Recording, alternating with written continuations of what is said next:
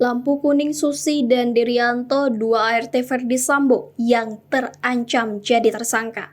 Kesaksian dua asisten rumah tangga atau ART Verdi Sambo, Susi dan Dirianto alias Kodir dalam persidangan kasus pembunuhan dan merintangi penyidikan Nofriansah Joshua Huta Barat atau Brigadir J menarik perhatian karena dinilai berbelit-belit. Bahkan keduanya diancam akan diproses pidana karena dinilai memberikan keterangan yang tidak jujur. Hal itu terjadi saat keduanya menjadi saksi dalam sidang yang berbeda.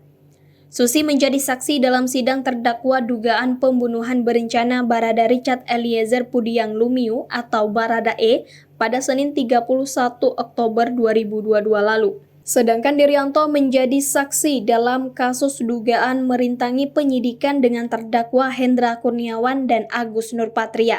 Dalam persidangan pada Senin lalu, Ketua Majelis Hakim Wahyu Iman Santosa memperingatkan supaya Susi berkata jujur dalam persidangan. Majelis Hakim Wahyu Iman Santosa mengatakan kepada Susi, jika terus-menerus berbohong, maka bisa saja duduk sebagai terdakwa dalam persidangan.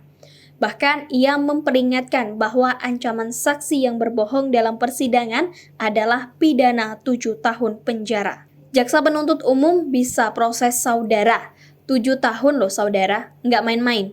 Kata Wahyu Iman dalam ruang sidang Pengadilan Negeri Jakarta Selatan, Senin 31 Oktober 2022. Wahyu Iman Santosa menegaskan semua pihak yang berperkara sedang menggali kebenaran dalam kasus pembunuhan Brigadir J.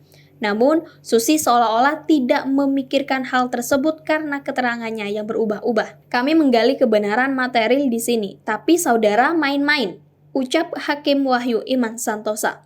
Di sisi lain, Jaksa Penuntut Umum atau JPU minta Majelis Hakim menetapkan asisten rumah tangga atau ART Verdi Sambo, Dirianto atau Kodir ditetapkan sebagai tersangka. Adapun Kodir dihadirkan jaksa sebagai saksi dalam sidang kasus obstruction of justice atau perintangan proses penyidikan terkait perkara dugaan pembunuhan berencana terhadap Nofriansah Joshua Huta Barat atau Brigadir J dengan terdakwa Hendra Kurniawan dan Agus Nurpatria. Jaksa menilai keterangan yang disampaikan Kodir di muka persidangan berbelit-belit dan berbohong. Saudara Majelis Hakim, kami melihat dan menilai saksi ini sudah berbelit-belit dan berbohong.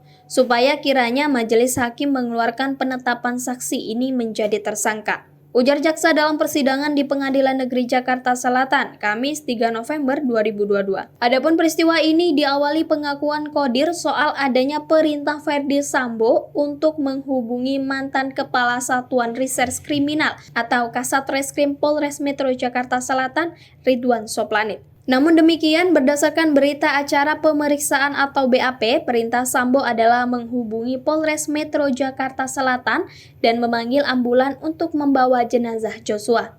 Adapun Joshua tewas akibat pembunuhan yang terjadi di rumah dinas Sambo di Kompleks Polri Duren 3 Jakarta Selatan pada 8 Juli 2022. Saudara mengatakan, saudara menghubungi sopir Kasat. Saudara kan tidak diperintahkan, yang diperintahkan itu kan Yogi. Itu pun untuk menghubungi ambulan dan Polres Jakarta Selatan.